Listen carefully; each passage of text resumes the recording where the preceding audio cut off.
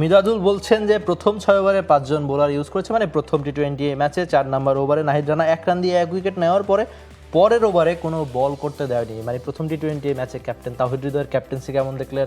বোলিংটা, বিশেষ করে বোলিংটা একটা পার্টনারশিপের ব্যাপার থাকে যে আপনি যখন একটা ওভার খুব ভালো করবেন খুব স্বাভাবিকভাবে পরের ওভারও আসবেন, কিন্তু নাহিদ রানা এখানে আসেনি।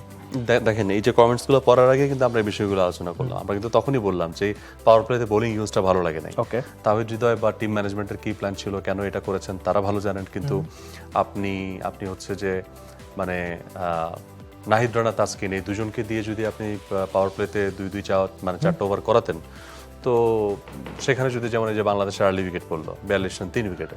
সো এই যে আর্লি এক্সপোজ হয়ে যাওয়া, এটা কিন্তু একটা দলকে একটা প্রেসারে ফেলে দেয়। আপনি কিন্তু প্রেসারে ফেলেন নাই, আপনি তাদেরকে প্রেসার রিলিফ করেছেন। কিভাবে?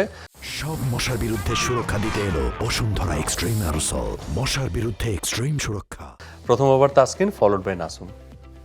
এই উইকেট রিড করে কি আপনার কাছে মনে হয়েছে এটা হচ্ছে নাসুমের হচ্ছে সেকেন্ড ওভারে আসা উচিত? না, নাসুম তো অনেকদিন টানা নতুন বল করেন বলে ওই অভ্যাসটা ঠিক আছে, কিন্তু অভ্যস্ত সেটা কোন উইকেটে? বাংলাদেশে আমরা দেখেছি, তো সেটা তো তার একটা কনফিডেন্স আছে যে আমি এখানে করি। বাট হারারে অথবা বুলাওয়ে বা হচ্ছে আপনি যখন অ্যাওয়েতে খেলছেন, সেই উইকেটটাকে আপনাকে রিড করতে হবে যে এইটা নাসুমের সেকেন্ড ওভারে আসার মতো উইকেট কিনা। না হলে আপনি তাকে পরে দেন, জোর করে আনার দরকার কি? যখন নাসুম মার খেলো, পরের ওভার আবার শেখ মেহেদী আসলেন, আয়শা নিজে প্রথম 2 বল 2 ছক্কা খেলেন। তার মানে কি? আপনি তো বুঝতেই পারতেছেন যে এটা তো প্রমাণিত আপনার উইকেট রিডিং ভুল। তাসকিন প্রথম ওভারে যখন 9 রান দিল, এরপরে আপনি যদি নাহিদ রানাকে আনতেন, কারণ এটা তো মানে পেস অ্যান্ড বাউন্স উইকেট, এটা প্রথম ওভারটা দেখে তো বোঝা গেছে, তো পরের ওভার আপনি নাহিদ রানাকে আনেন না।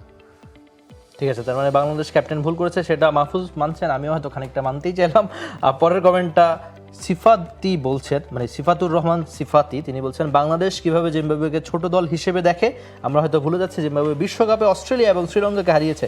আপনাদের কি মনে হয় জিম্বাবুয়ে ছোট দল কিনা? প্রথমত মাহফুজ, আমার মনে হয় যে ক্রিকেট এমন একটা খেলা, টি-20 ক্রিকেটটা এমন একটা পর্যায়ে গিয়েছে, আপনি ম্যাচের ঠিক আগে বলতে পারবেন না। যে টেস্ট ক্রিকেট হলে হয়তো ঠিক আছে, অস্ট্রেলিয়া জিম্বাবুয়ে খেললে আপনি 10টা টেস্ট খেলেন অস্ট্রেলিয়ায় জিতবে, কিন্তু টি-20 ক্রিকেটটা এত বেশি ছোট, একটা ওভারেই তো খেলার মোড় অনেকখানি ঘুরে যায়। যে আপনি ওই ফার্স্ট ওভারে যদি 3টা উইকেট নিয়ে নেন বা 2টা উইকেট নিয়ে নেন, বা একটা ওভারে যদি কোনো ব্যাটার 20 রান 24 রান করে ফেলে, ম্যাচ তো অনেকটা ওখানেই শেষ। মানে কামব্যাক করার সময় সুযোগ একেবারেই কম থাকে। তাই ক্রিকেটে, টি-20 ক্রিকেটে ছোট দল নাই, জিম্বাবুয়ে তো নাই। অস্ট্রেলিয়াকে আপনি হারালেন না 4-1, অস্ট্রেলিয়াকে তো আপনি হারিয়েছেন।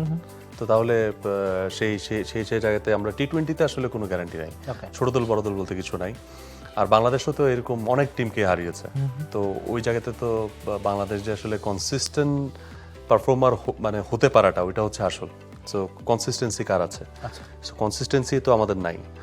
সো জিম্বাবুয়ে টি-20 ফরম্যাটে ভালো করছে, তারা ওয়ানডে ফরম্যাটেও দেখিয়েছে, টেস্টেও দেখিয়েছে, বিশ্বকাপে অস্ট্রেলিয়া শ্রীলঙ্কাকে হারিয়েছে। হ্যাঁ, এবং ওই জায়গা থেকে আমার কাছে মনে হয় যে ক্রিকেটে আসলে কোনো দলকে ছোট বড় এই কম্পারিজনে যায় না। আয়ারল্যান্ড তো ইন্ডিয়াকে হারাই দিল, হোয়াইট ওয়াশ করলো, তাইলে মানে এটাই আমার মনে হয় যে ক্রিকেটের সবচেয়ে বড় সৌন্দর্য। টি-20 ক্রিকেটটা এখন ওই সবাই এজন্যই খেলে যে ছোট দল বড় দলের পার্থক্য একটু কম।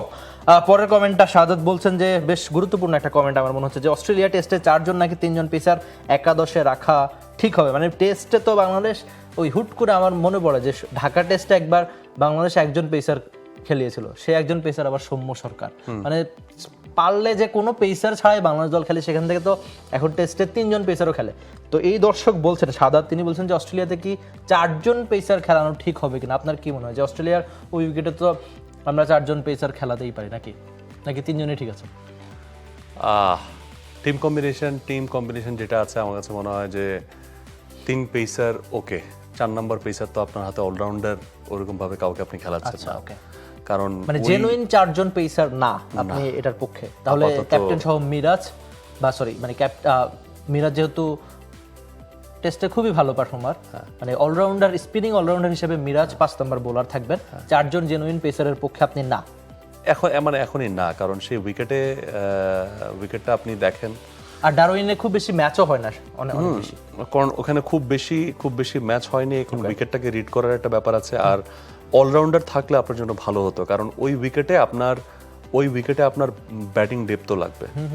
এখন 4 জন পেসার খেলানোর যে লাক্সারি এবং মাঝখানে যে ধরনের রেজিলিয়েন্স লাগে, ওইটা তো আপনাদের নাই, এইটা তো মানতে হবে।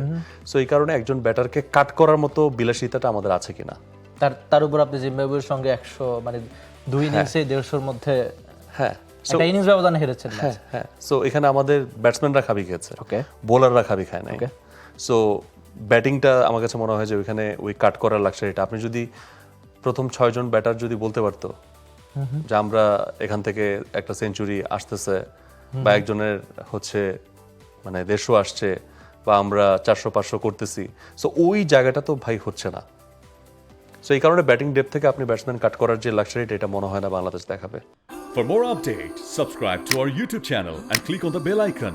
Follow us on Facebook and Instagram. Download T-Sports app to enjoy exciting games and highlights. Visit tsports.com.